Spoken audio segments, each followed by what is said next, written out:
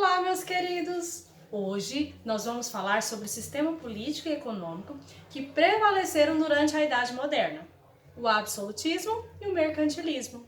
Então vamos começar conversando sobre as condições que favoreceram o surgimento do absolutismo.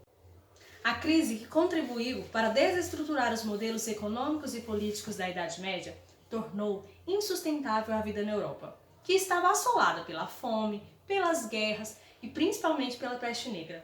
Esse período de recessão atingiu a Europa medieval, destruindo campos, contabilizando inúmeras mortes devido às condições precárias que viviam, trazendo prejuízos aos senhores feudais, entre outros. Pois bem, os nobres, vendo tudo isso acontecer, tomaram uma decisão radical. Aumentaram a exploração sobre os servos, exigindo que pagassem ainda mais impostos. E os servos, não aceitando essa situação, rebelaram-se e partiram para a luta. Invadiram e tomaram terras e até matando os senhores.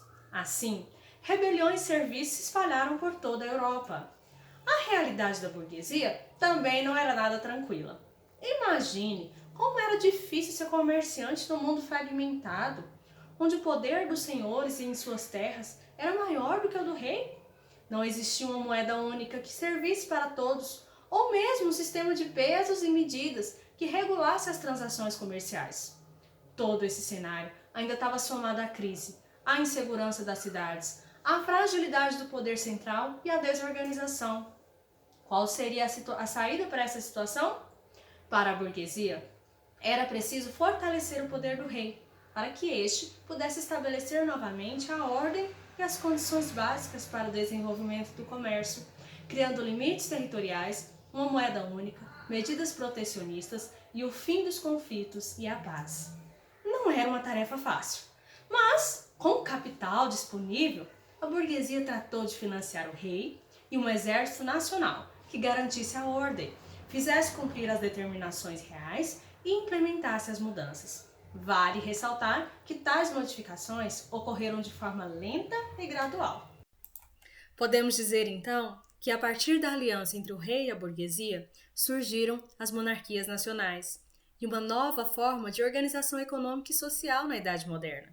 Os nobres, por exemplo, que desfrutavam de grandes status durante o medievo, passaram para uma posição de submissão ao rei. A princípio, o monarca adquiriu tanto poder que começou a exercê-lo de forma absoluta. As leis passaram a ser seguidas por todos. A moeda tornou-se única, valendo para todo o território. O exército começou a fazer parte de toda a nação e não era mais propriedade de cada senhor feudal. Por fim, todas as pessoas tinham que pagar seus impostos. Mas afinal, o que é absolutismo monárquico? Absolutismo vem de absoluto. Monárquico vem de monarquia, monarca, ou seja, o rei. Isso significa dizer que na monarquia absolutista, o rei tem o poder total, absoluto de uma nação. Em outras palavras, é a doutrina política que concede autoridade e poder ilimitado ao monarca, que passa a exercer uma supremacia absoluta. Um rei com poder absoluto tem domínio político irrestrito sobre o Estado e o seu povo. Vamos, então, entender como funcionava uma sociedade comandada por uma monarquia absoluta. O rei oferece à nobreza títulos, cargos públicos e privilégios. Em troca, a nobreza apoia a centralização do poder nas mãos do rei, fornecendo inclusive seus nobres cavaleiros para compor o exército nacional. O rei impõe a religião católica como oficial, e em troca, a igreja apoia o poder do rei, justificando isso com a máxima de que o rei reina porque é da vontade de Deus. Como sustentação da nobreza e do clero, ainda se mantêm os camponeses, que estão sob condição de submissão, e ainda têm que pagar impostos ao Estado.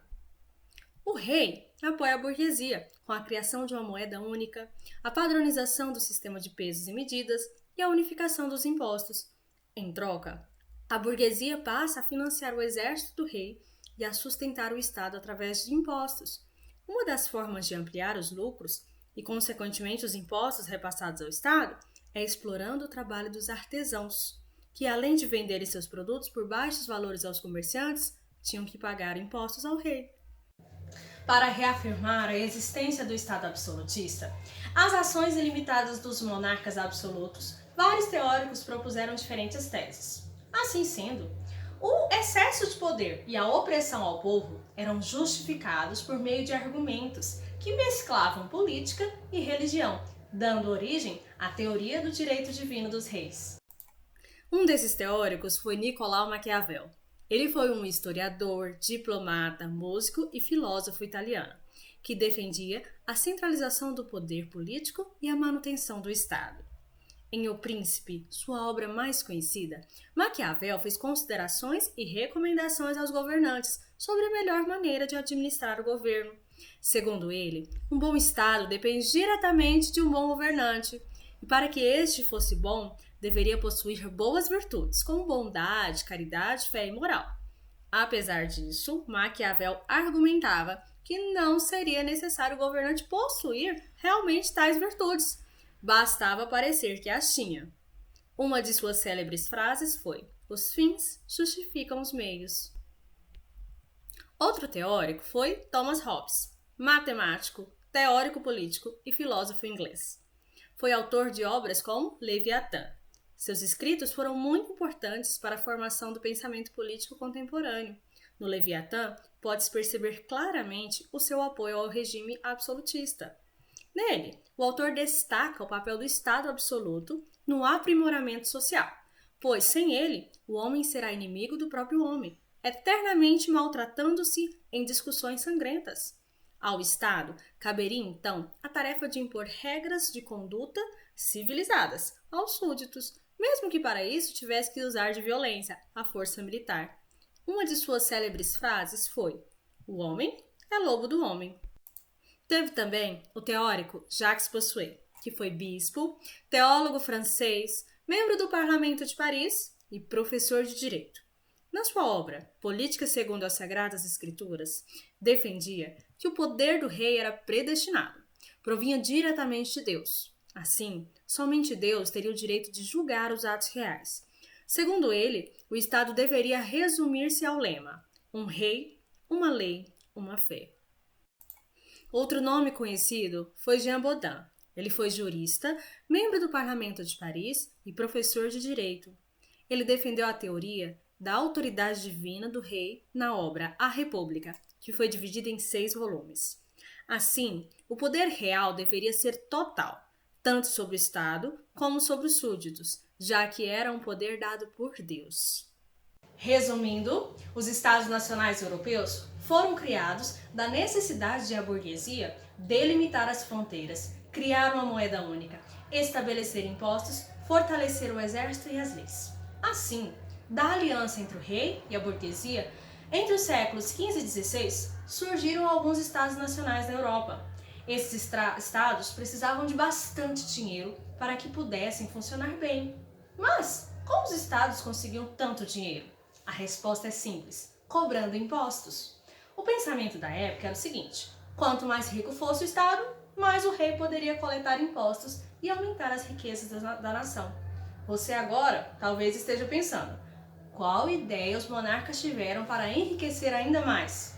O mercantilismo. Mas o que é o mercantilismo? É um conjunto de ideias e práticas econômicas executadas pelos estados absolutistas europeus durante a Idade Moderna, caracterizado por representar a intervenção do Estado sobre a economia.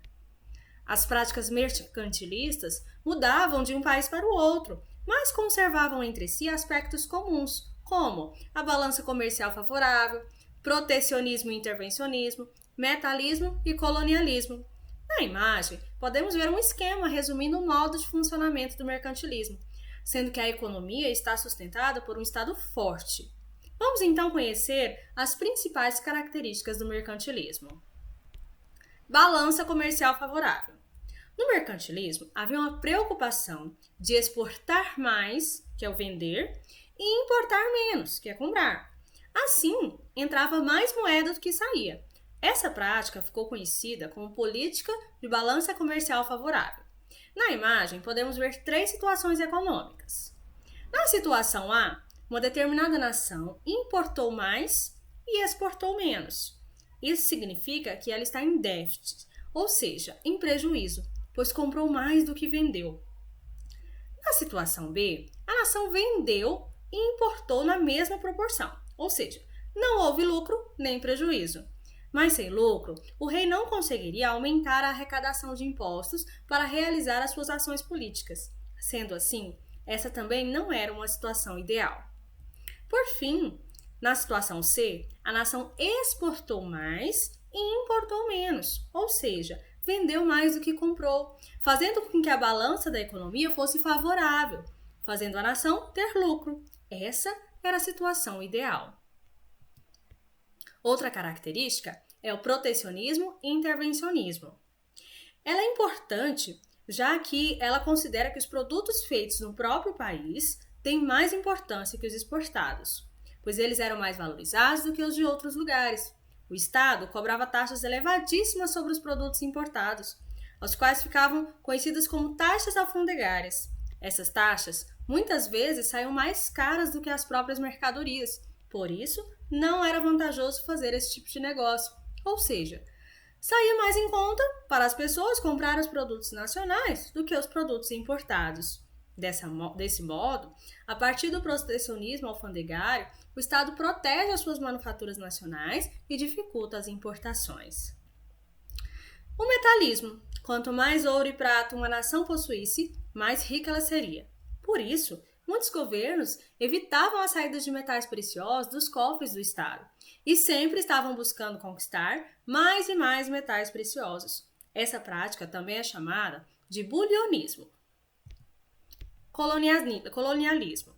Devido à prática do mercantilismo, por diversos estados europeus, houve choque de interesses econômicos entre eles, que passaram a disputar entre si os mercados para vender seus produtos.